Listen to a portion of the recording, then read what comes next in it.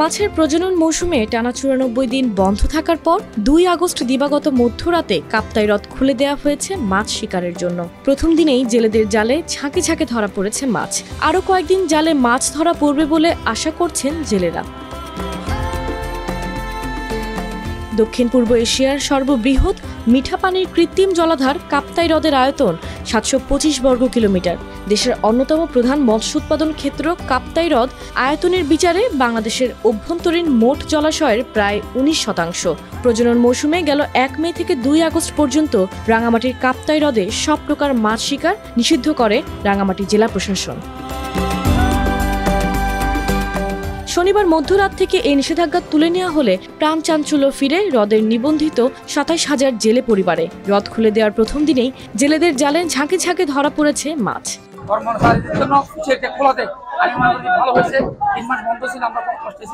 এখন খুলছে, আমরা খুবই হ্যাপি, খুবই সুখী। আমাদের এখন সচ্ছল, আমাদের জীবনটা এখন সচ্ছল হবে। এভাবে পাইলে পুরো ৯ মাস ভালো চলবে।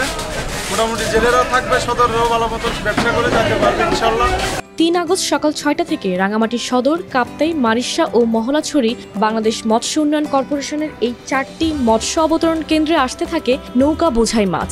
সেখান থেকে পরিমাপ ও শুল্কায়ন শেষে ব্যবসায়ীদের মাধ্যমে এই মাছ যাচ্ছে ঢাকা, চট্টগ্রাম, কুমিল্লা সহ দেশের নানা প্রান্তে।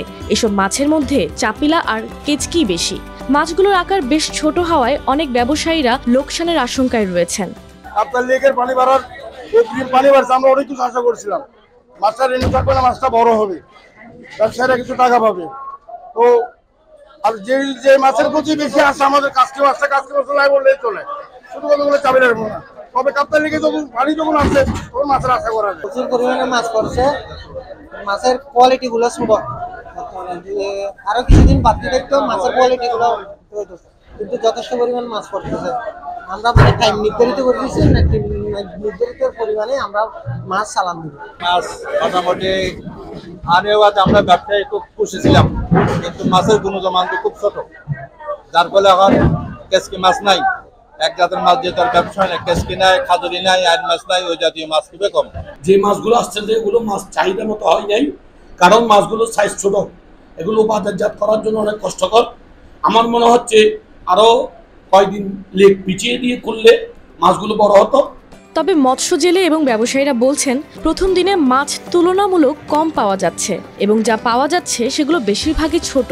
কাপ্তাই লেকে সাধারণত চাপিলা, কাচকি, চিংড়ি, শিং, রুই সহ বিভিন্ন ছোট বড় মাছ এবং কার্প জাতীয় মাছ বেশি পাওয়া যায়। ধারণা করা হচ্ছে কয়েকদিনের মধ্যে মাছের আহরণ আরও বৃদ্ধি পাবে এবং সেই সাথে ব্যবসায়ী ও মৎস্যজীবীরা লাভবান হবেন। গত ১লা মে থেকে ২রা আগস্ট পর্যন্ত বন্ধকালীন সময়ে মাছ ধরা বন্ধ ছিল এবং আজকে ৩রা আগস্ট থেকে মাছ ধরা শুরু হয়েছে। গত বছরের যে আমাদের লক্ষ্যমাত্রা ছিল ৭,৫০০ মেট্রিক টন, তার বিপরীতে আমরা ৯,০০০ মেট্রিক টন মাছ অবতরণ করতে সক্ষম হয়েছি। গত ১ মে থেকে ৩১ জুলাই পর্যন্ত কাপ্তাই হ্রদে মাছ ধরার নিষেধাজ্ঞা জারি ছিল। তবে বাংলাদেশ মৎস্য উন্নয়ন কর্পোরেশনের প্রস্তুতির জন্য আরও ২ দিন সময় বাড়িয়ে ২ আগস্ট পর্যন্ত মাছ আহরণ বন্ধ রাখা হয়। এই হ্রদে মাছ শিকার করে জীবিকা নির্বাহ করেন প্রায় ২৭,০০০ জেলে। এছাড়া চলতি বছর কাপ্তাই হ্রদ থেকে প্রায় ৮,৫০০ মেট্রিক টন মাছ আহরণের বিপরীতে ১৯.৫ কোটি টাকা রাজস্ব আদায় করেছে বিএফটিসি।